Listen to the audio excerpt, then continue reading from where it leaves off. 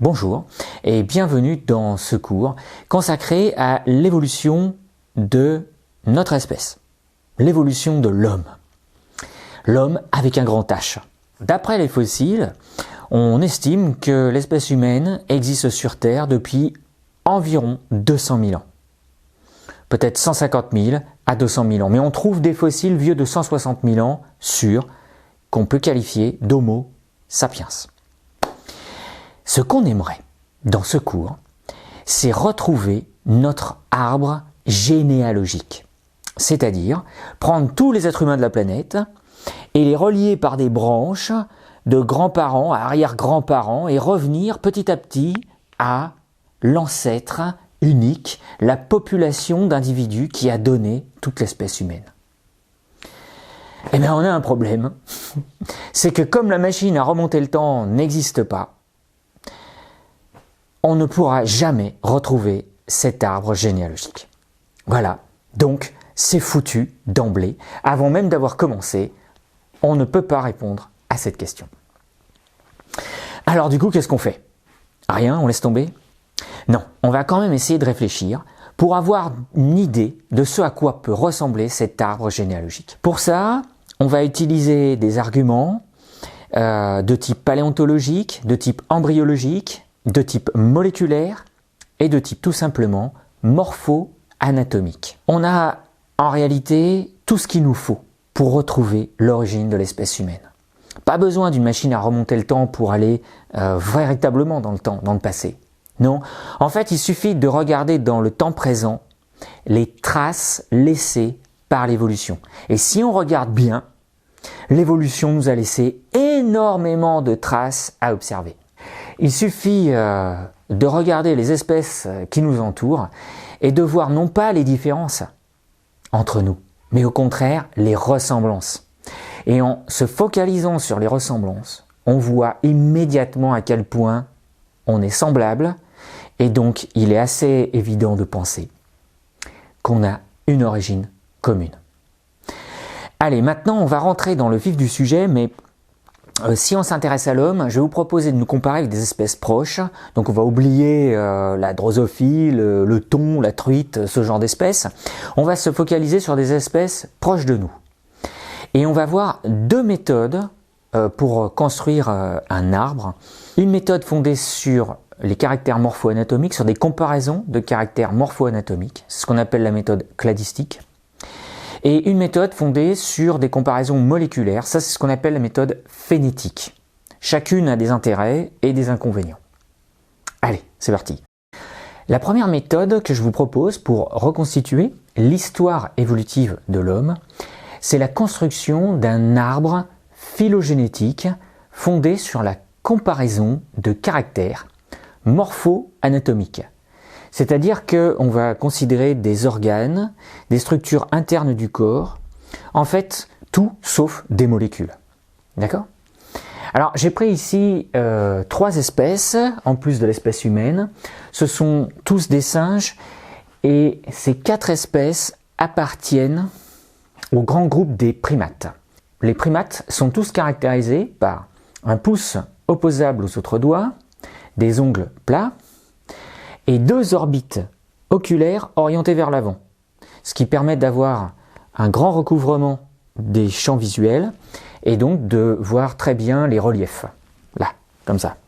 Si ces quatre espèces ont ces trois caractères communs, je peux considérer qu'ils ont un ancêtre commun, dont ils procèdent tous.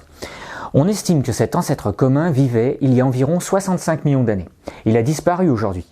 D'accord? Donc du coup, je vais le dessiner tout en bas ici. Sous la forme d'un carré et je place AC pour ancêtre commun.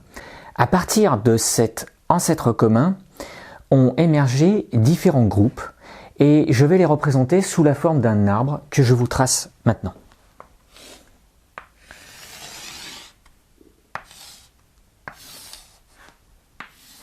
Ce que je dois faire là, à ce stade, c'est justifier l'apparition de mes différentes branches.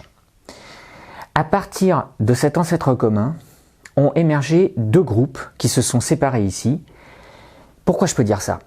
Eh bien parce qu'il existe chez ces trois espèces-là un caractère commun qu'ils partagent et qui les distingue du tarsier, qui est une espèce actuelle, mais qui ne possède pas ce caractère.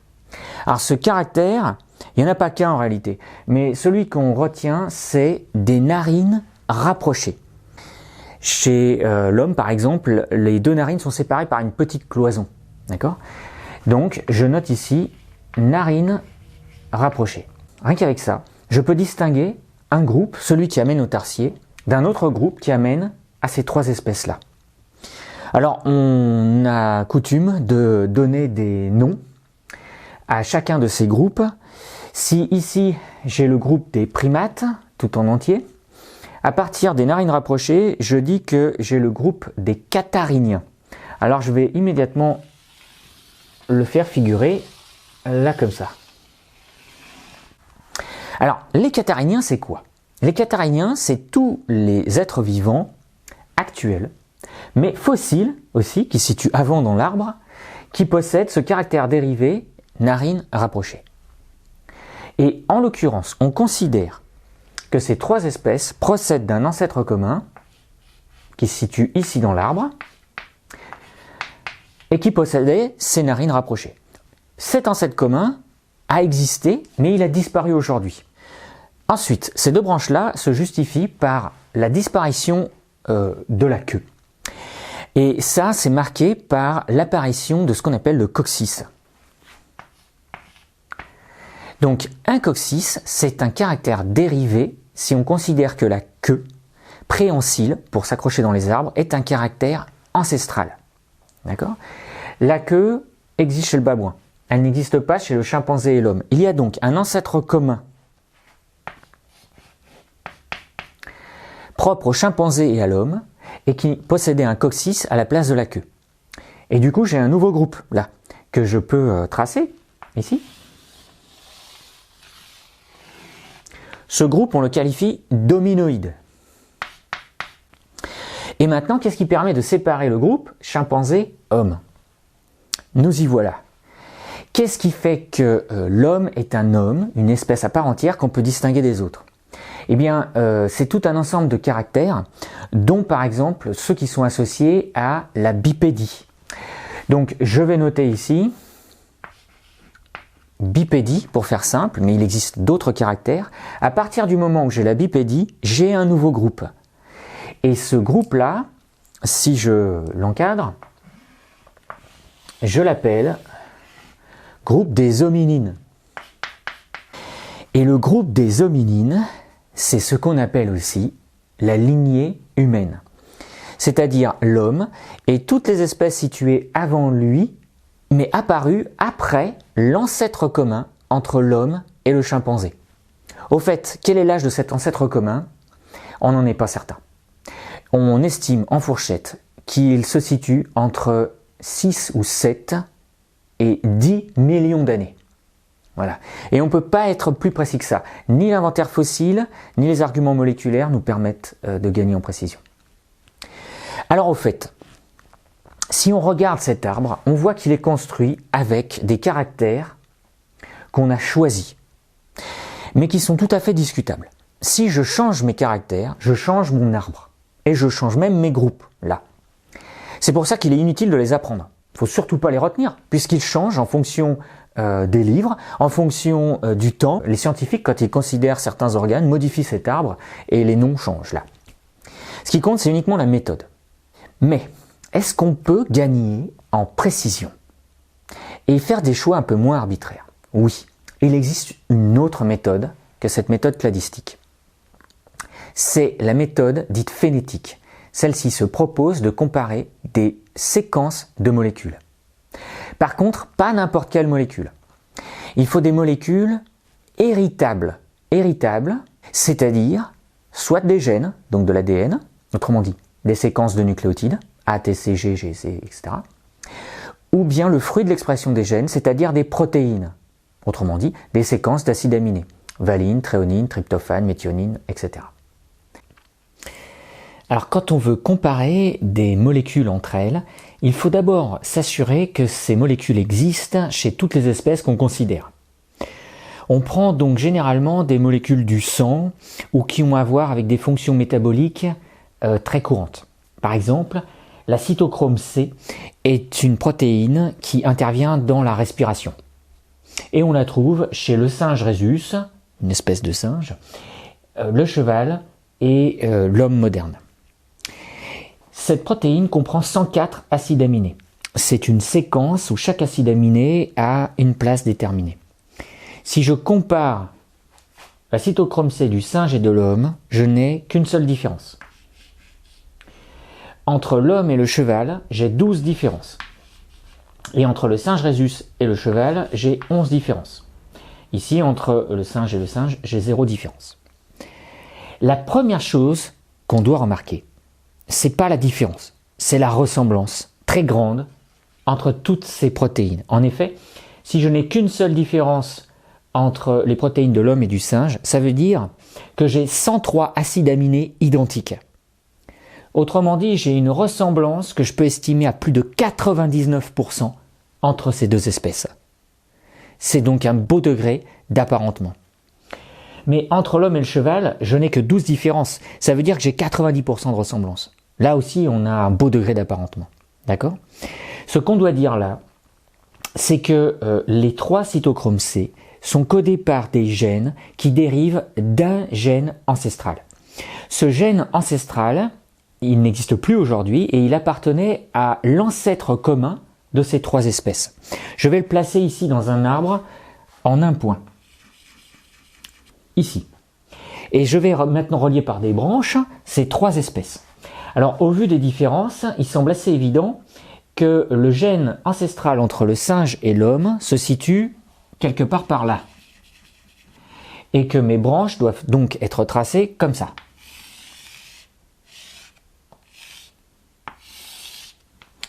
Voilà, ça c'est bien compatible avec ma matrice de distance qui est là. Mais je peux aller plus loin. Puisqu'ici j'ai des nombres de différence, je peux placer ces nombres pour calibrer, entre guillemets, les tailles des branches de mon arbre. Sauf que vous allez voir, c'est pas si simple que ça. Par exemple, entre l'homme et le singe, je n'ai qu'une différence. Du coup, à partir d'un gène ancestral, j'ai une demi-différence dans ce sens, 0,5, et autant par ici. Et du coup, depuis mon gène ancestral, je n'ai qu'une différence, 0,5 plus 0,5 entre l'homme et le singe. Mathématiquement, ça marche. Par contre, biologiquement, c'est un peu bizarre puisque une demi-différence d'acide aminé, ça veut rien dire. Oui, ça veut rien dire. C'est juste une représentation mathématique. Ça nous donne les degrés d'apparentement. D'accord ? Bon, entre le cheval et l'homme, j'ai 12 différences. Donc, à partir d'un gène ancestral, si j'ai 6 changements vers le cheval et 6 changements vers l'homme, j'ai bien 12 différences entre l'homme et le cheval. Comme ici j'avais placé 0,5, je dois distinguer cette partie-là uniquement, c'est 5,5 auquel je rajoute 0,5 et j'ai donc le bon nombre de différences. Voilà, cet arbre-là, il me permet d'une part de donner le degré d'apparentement entre les espèces, mais en plus de le quantifier numériquement, d'avoir une idée vraiment précise. Donc, cette méthode, elle est très performante. Mais par ailleurs, ce que je constate, c'est que le nombre de différences est proportionnel au temps. Plus le temps est grand, depuis la séparation entre 2 branches, comme ça, et plus le nombre de différences sera grand. Et des biologistes ont essayé de calibrer en millions d'années le nombre de différences. C'est ce qu'on appelle le principe des horloges moléculaires. Et grâce à ça, on a réussi à démontrer que l'homme et le chimpanzé s'étaient séparés il y a environ 10 millions d'années. Voilà. C'est pour ça que parfois dans des arbres, on vous donne ici le temps en années. Cependant, ces datations sont très imprécises parce que le taux de mutation là n'est pas forcément régulier au cours du temps. Et donc, cette échelle doit être calibrée avec d'autres arguments, comme par exemple l'inventaire fossile. Nous sommes maintenant armés pour retrouver l'histoire évolutive de l'homme. Ça sera dans une prochaine vidéo. En attendant, je vous remercie de m'avoir suivi et je vous dis à bientôt.